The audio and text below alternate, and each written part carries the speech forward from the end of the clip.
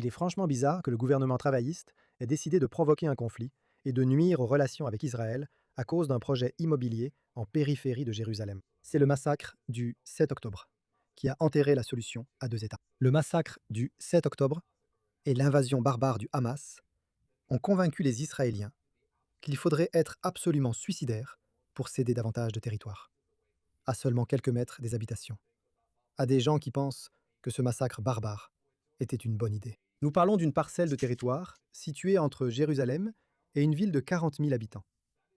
Cela ne fera jamais partie d'un État palestinien, qu'il soit un jour créé ou non. C'est donc vraiment triste de voir que le Parti travailliste, pour ses propres raisons internes, a décidé de saboter les relations avec Israël et, franchement, c'est étrange de les voir le faire à propos d'un projet immobilier dont personne en Israël ne comprend vraiment pourquoi cela fait autant de bruit. Eh bien, sauf que le Royaume-Uni est contre, tout comme la France, l'Allemagne, l'Italie et le Canada.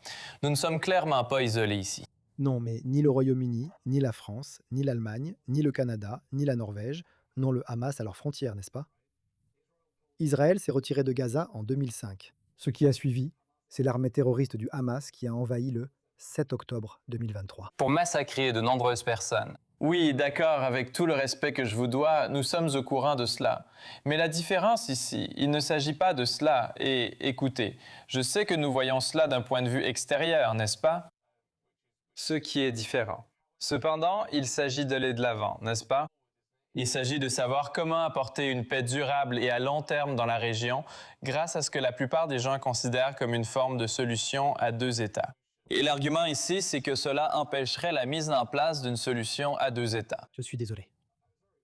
Le 7 octobre a convaincu la grande majorité des Israéliens, y compris ceux qui soutenaient une solution à deux États, que ce serait absolument suicidaire pour Israël d'abandonner les hauteurs entourant Jérusalem et dominant Tel Aviv. À ceux qui pensent que le massacre du 7 octobre était une bonne idée.